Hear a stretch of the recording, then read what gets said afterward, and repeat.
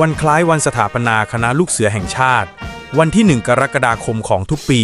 เป็นวันคล้ายวันสถาปนาคณะลูกเสือแห่งชาติเพื่อน้อมรำลึกถึงพระมหากรุณาธิคุณของพระบาทสมเด็จพระมงกุฎเกล้าเจ้าอยู่หัว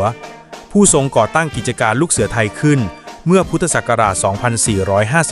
2454 โรงเรียนบ้านขุนศรีได้จัดพิธีทบทวนคำปฏิญาณและสวนสนามเนื่องในวันสถาปนาคณะลูกเสือแห่งชาติประจำปี 2568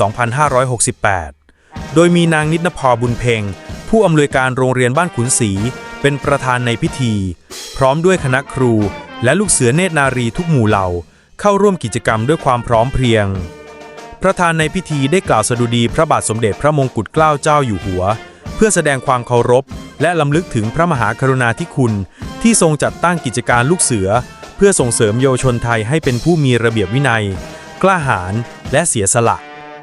ลูกเสือเนตรนารีทุกนายร่วมกันทบทวนคำปฏิญาณตนต่อหน้าผู้บังคับบัญชา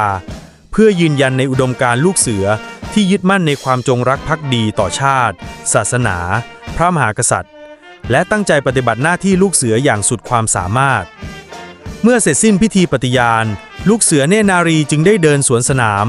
แสดงความสง่างามความมีระเบียบวินัยและความภาคภูมิใจในการเป็นลูกเสือภายใต้การนำของผู้บังคับบัญชาที่เข้มแข็งและอบอุ่นกิจกรรมในวันนี้ดำเนินไปด้วยความเรียบร้อยด้วยความมิ่งมั่นของลูกเสือและเนตรนารีทุกคนรวมถึงการวางแผนอย่างรอบคอบของผู้รับผิดชอบพิธีการในครั้งนี้นางสาววรรณภาฐานเจริญ